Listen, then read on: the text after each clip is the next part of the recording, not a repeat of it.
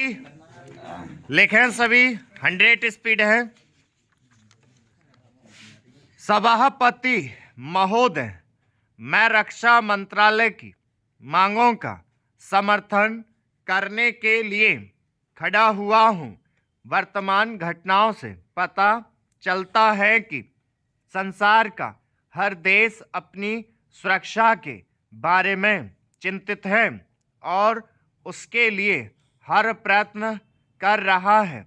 इस दृष्टि से अन्य देशों की तरह हमारे देश में भी रक्षा मंत्रालय का महत्व है।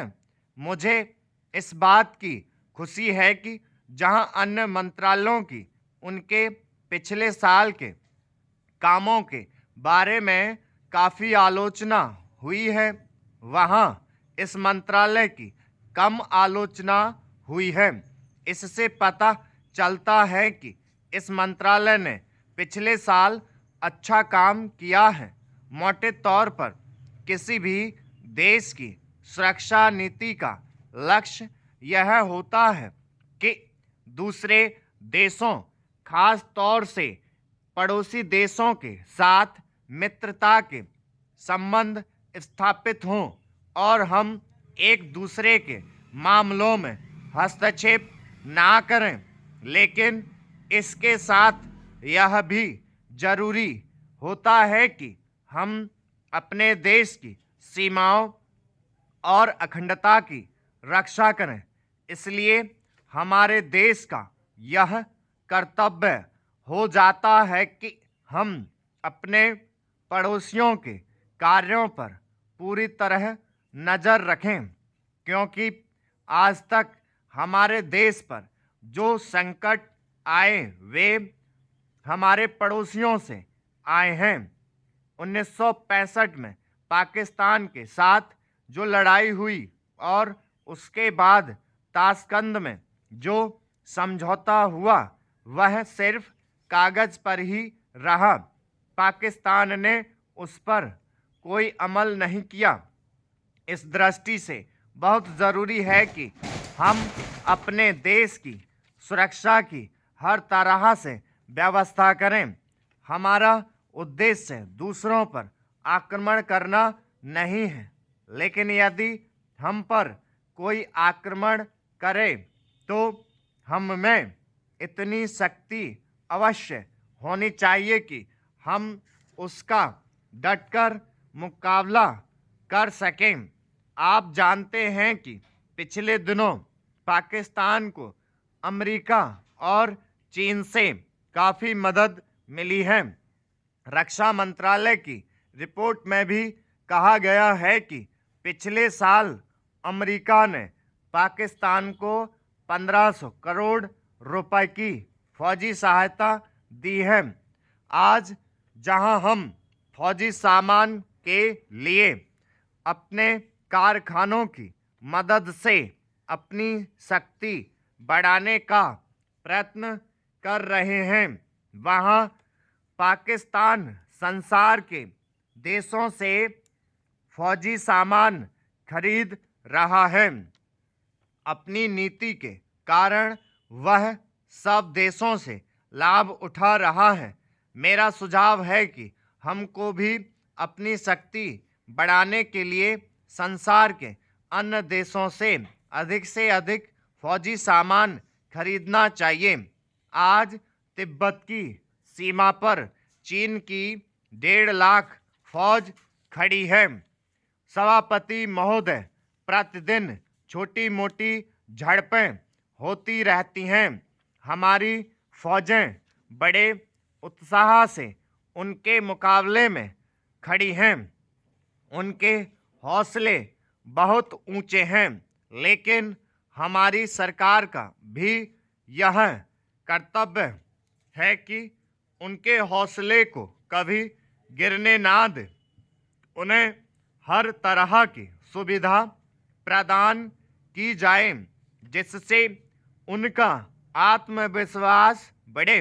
मैं मंत्री महोदय से अनुरोध करूंगा कि सरकार अपनी नीतियों के प्रचार का काम ठीक प्रकार से अपनी फौजों से करें, उनको अच्छे अच्छे हथियार दे।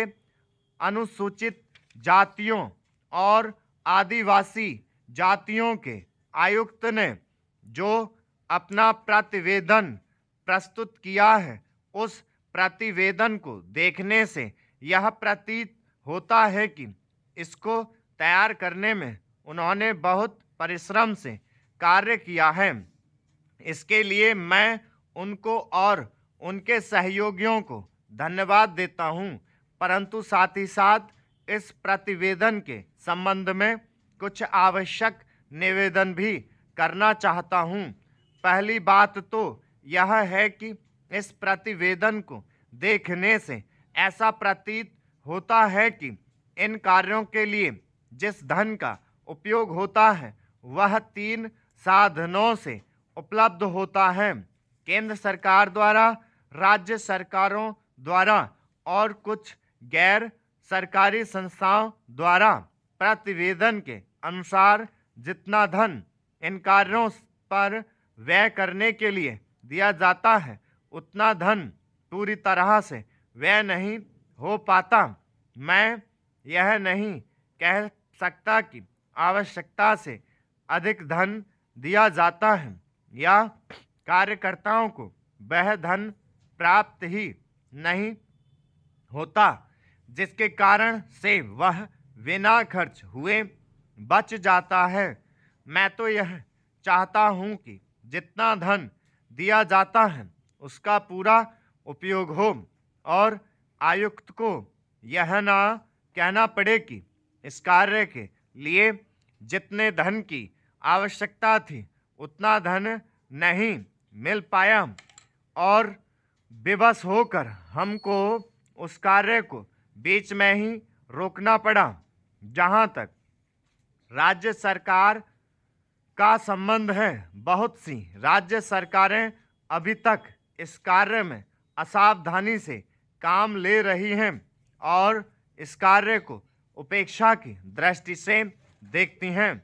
आयुक्त ने इस बात की शिकायत की है कि बहुत सी राज्य सरकारों ने अनेक पत्र भेजने के बाद भी अभी तक अपनी रिपोर्ट नहीं भेजी है। मैं चाहता हूं कि सरकार इस तरफ निष्ठापूर्वक ध्यान दे। राज्य सरकारों पर दबाव डाला जाए कि वे इस दायित्व के प्रति सचेत हों और आयुक्त को उसके कार्य में पूरा सहयोग प्रदान करें। सभापति महोदय, किसानों की उपज की आप ना अधिक कीमत दे सकते हैं, ना अधिक उपजाने के लिए जो साधन देश में उपलब्ध हैं उनकी तरफ आपका ध्यान जा रहा है। जो कुछ आप कर रहे हैं उससे कोई अच्छा भविष्य नज़र नहीं आ रहा है। मैं यही कहना चाहता हूं कि आप देखें कि आपके कार्यक्रम में कहाँ त्रुटि है, कहाँ कमी है। आपने कर लगा रखे हैं, आपने जो कर लगाए हैं वे तो लगाए ही हैं। हमारे प्रदेश में तो ज़मीन पर 25% ज़्यादा कर भी लगा दिया गया है। इतना बोझ अगर किसान पर होगा तो उसकी कमर टूट जाएगी। वह पहले से ही टूटी जा रही है, लेकिन वे इन करों को देने के लिए भी तैयार हैं। यदि आप उस तरह के साधन उन किसानों के लिए तैयार करें। हमारे उत्तर प्रदेश के कुछ ज़िले हैं, पूर्वी ज़िले हैं, जहां पर बहुत बुरी स्थिति है। हमारे सदन के एक सदस्य ने रो रो कर आपको यह बताया था कि वहां लोगों को 2 रुपये मजदूरी में मिलता है, इतने ही एक दिन की उनकी मजदूरी है। सरकार ने एक आयोग की नियुक्ति की थी ताकि वहाँ पर वह कुछ विकास के कार्य कर सकें। स्टॉप। ये 100 की स्पीड है और 1000 वर्ड है, ठीक है। इसको आराम से पढ़ लेंगे आप लोग।